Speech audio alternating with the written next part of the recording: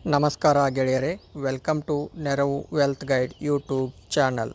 ನಮಸ್ಕಾರ ಸ್ನೇಹಿತರೆ, ಇಂದಿನ ವಿಡಿಯೋದಲ್ಲಿ ನಾವು ತುಂಬಾ ಮುಖ್ಯವಾದ ವಿಷಯದ ಬಗ್ಗೆ ಮಾತಾಡೋಣ. ಅದೇ ಹೆಲ್ತ್ ಇನ್ಶೂರೆನ್ಸ್.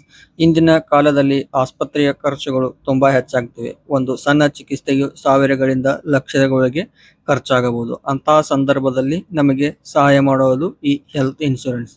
ಈ ವಿಡಿಯೋದಲ್ಲಿ ನಾವು ಹೆಲ್ತ್ ಇನ್ಶೂರೆನ್ಸ್ ಎಂದರೇನು, ಅದರ ಪ್ರಮುಖ ಪ್ರಯೋಜನಗಳು, ಯಾವ ಪಾಲಿಸಿ ಬೆಸ್ಟ್, ಹೇಗೆ ಆಯ್ಕೆ ಮಾಡಬೇಕು, ಹೆಲ್ತ್ ಇನ್ಶೂರೆನ್ಸ್ ತೆಗೆದುಕೊಳ್ಳುವಾಗ ಮಾಡುವ ಸಾಮಾನ್ಯ ತಪ್ಪುಗಳ ಬಗ್ಗೆ ಈ ವಿಡಿಯೋದಲ್ಲಿ ಸಂಪೂರ್ಣವಾಗಿ ತಿಳಿದುಕೊಳ್ಳೋಣ.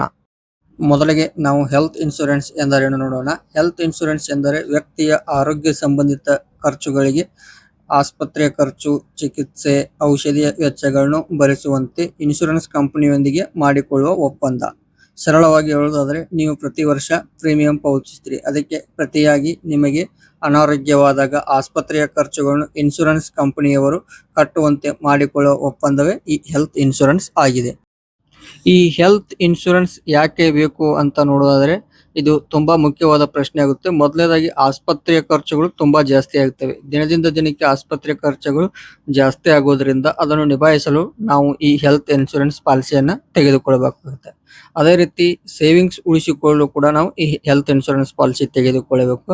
ಆಸ್ಪತ್ರೆ ಖರ್ಚುಗಳು ದಿನದಿಂದ ದಿನಕ್ಕೆ ಜಾಸ್ತಿ ಆಗುತ್ತಿರುವುದರಿಂದ ನಮಗೆ ಅಥವಾ ನಮ್ಮ ಕುಟುಂಬದ ಸದಸ್ಯರಲ್ಲಿ ಯಾರಿಗಾದರೂ ಆರೋಗ್ಯ ಸಮಸ್ಯೆ ಆದರೆ ಆಸ್ಪತ್ರೆಯ ಬಿಲ್ಲುಗಳು ದೊಡ್ಡ ಮೊತ್ತದಾಗಿದ್ದರೆ ಆವಾಗ ನಾವು ಕೂಡಿಟ್ಟ ಸೇವಿಂಗ್ಸ್ ಉಳಿಸಿಕೊಳ್ಳಲು ಕೂಡ ಈ ಹೆಲ್ತ್ ಇನ್ಶೂರೆನ್ಸ್ ಪಾಲಿಸಿ ತೆಗೆದುಕೊಳ್ಳಬೇಕು.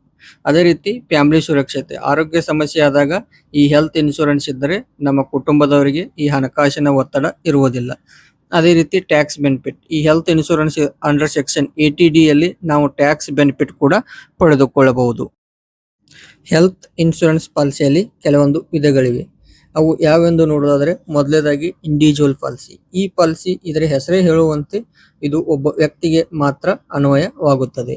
ಇನ್ನು ಫ್ಯಾಮಿಲಿ ಪ್ಲಾಟರ್ ಅಂದ್ರೆ ಈ ಪಾಲಿಸಿ ತೆಗೆದುಕೊಳ್ಳುವುದರಿಂದ ಈಗ ನಮ್ಮ ಕುಟುಂಬ ಸದಸ್ಯರಿಗೆ ಅನ್ವಯವಾಗುತ್ತದೆ ಈ ಫ್ಯಾಮಿಲಿ ಪ್ಲಾಟರ್.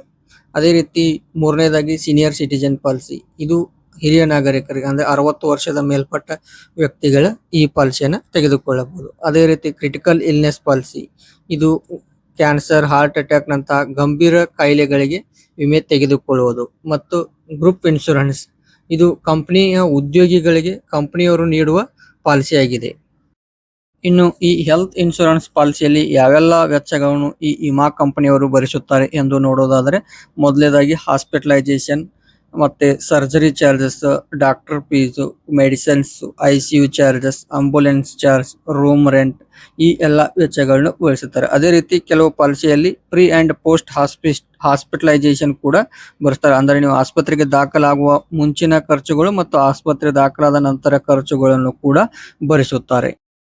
ಇನ್ನು ಈ ಇನ್ಶೂರೆನ್ಸ್ ಕಂಪನಿಯವರು ಯಾವ ವೆಚ್ಚಗಳನ್ನು ಭರಿಸುವುದಿಲ್ಲ ಎಂದು ನೋಡೋದಾದರೆ, ಮೊದಲನೆಯದಾಗಿ ಪ್ರೀ ಎಕ್ಸಿಸ್ಟಿಂಗ್ ಡಿಸೀಸಸ್, ಅಂದರೆ ನಾವು ಪಾಲಿಸಿ ತೆಗೆದುಕೊಂಡ ಆರಂಭದ ಕೆಲವು ದಿನಗಳಲ್ಲಿ ವೇಟಿಂಗ್ ಪೀರಿಯಡ್ ಅಂತ ಇರುತ್ತೆ. ಆವಾಗ ನಮಗೆ ಏನಾದರೂ ಈ sugar, heart attack related, cancer ಮತ್ತು ಇಂತಹ ಕಾಯಿಲೆಗಳಿದ್ದರೆ ಆವಾಗ ವೇಟಿಂಗ್ ಪೀರಿಯಡ್ ಮುಗಿಯುವವರೆಗೂ ಈ ಕಾಯಿಲೆಗೆ ಸಂಬಂಧಪಟ್ಟಂತಹ ಕ್ಲೇಮ್ಗಳು ದೊರೆಯುವುದಿಲ್ಲ. ಅದೇ ರೀತಿ ಕಾಸ್ಮೆಟಿಕ್ ಸರ್ಜರಿ ಕೂಡ ಕ್ಲೇಮ್ ಆಗುವುದಿಲ್ಲ. ಕೆಲವೊಂದು ಪಾಲಿಸಿಯಲ್ಲಿ ಈ ಡೆಂಟಲ್, ದಂತ ಚಿಕಿತ್ಸೆಗೆ ಸಂಬಂಧಪಟ್ಟ ವೆಚ್ಚಗಳು ಕೂಡ ಕವರ್ ಆಗುವುದಿಲ್ಲ. ಮತ್ತು ಇನ್ನು ಸೆಲ್ಫ್ ಇನ್ಫ್ಲಿಕ್ಟೆಡ್ ಇಂಜುರಿ ಅಂತಂದ್ರೆ ಒಬ್ಬ ವ್ಯಕ್ತಿ ಉದ್ದೇಶಪೂರ್ವಕವಾಗಿ ತನ್ನ ದೇಹಕ್ಕೆ ತಾನೇ ಹಾನಿ ಮಾಡಿಕೊಂಡ್ರೂ ಕೂಡ ಅದು ಈ ವಿಮೆ ಕವರೇಜ್ ನಲ್ಲಿ ಬರುವುದಿಲ್ಲ. ಇನ್ನು ಈ ಹೆಲ್ತ್ ಇನ್ಶೂರೆನ್ಸ್ ತೆಗೆದುಕೊಳ್ಳುವಾಗ ಕೆಲವೊಂದು ಅಂಶಗಳನ್ನು ನಾವು ಗಮನಿಸಿ ಪಾಲಿಸಿಯನ್ನ ಆಯ್ಕೆ ಮಾಡಬೇಕು. ಮೊದಲನೇದಾಗಿ ಸಮ್ ಇನ್ಶೂರ್ಡ್, ಅಂದ್ರೆ ನೀವು ಕವರೇಜ್ ತೆಗೆದುಕೊಳ್ಳುವ ಕನಿಷ್ಠ 5 ಲಕ್ಷದಿಂದ 10 ಲಕ್ಷದವರೆಗೆ ಕವರೇಜ್ ಅನ್ನ ತೆಗೆದುಕೊಳ್ಳಬೇಕು. ಅದೇ ರೀತಿ ನೆಟ್ವರ್ಕ್ ಹಾಸ್ಪಿಟಲ್, ನಾವು ತೆಗೆದುಕೊಳ್ಳುವ ಪಾಲಿಸಿನಲ್ಲಿ ನಮ್ಮ ಹತ್ತಿರ ಇರುವ ನೆಟ್ವರ್ಕ್ ಹಾಸ್ಪಿಟಲ್ಗಳು ಹೆಚ್ಚಿಗೆ ಇರುವ ಪಾಲಿಸಿ ತೆಗೆದುಕೊಳ್ಳಬೇಕು. ಆವಾಗ ನಮಗೆ ಕ್ಯಾಶ್ಲೆಸ್ ಟ್ರೀಟ್ಮೆಂಟ್ ಕೂಡ ಸಿಗುತ್ತದೆ.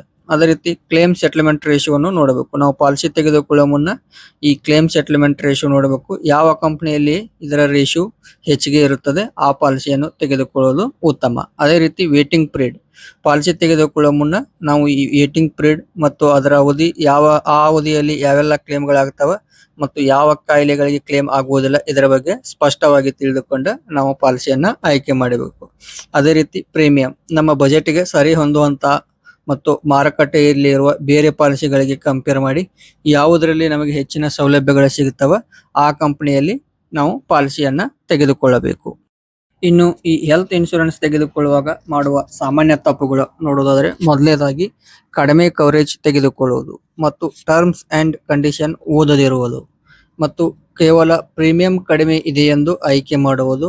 ಹಾಗೆ ನಾವು ಆಯ್ಕೆ ಮಾಡಿದ ಕಂಪನಿಯ ರೆಪ್ಯುಟೇಷನ್ ಬಗ್ಗೆ ನೋಡದೆ ಕೇವಲ ಕಡಿಮೆ ಪ್ರೀಮಿಯಂ ಇದೆ ಎಂದು ಕಂಪನಿಯನ್ನು ಆಯ್ಕೆ ಮಾಡಿದರೆ ಮುಂದೆ ನಾವು ಕ್ಲೇಮ್ ಪಡೆಯುವಾಗ ತೊಂದರೆ ಆಗುತ್ತದೆ.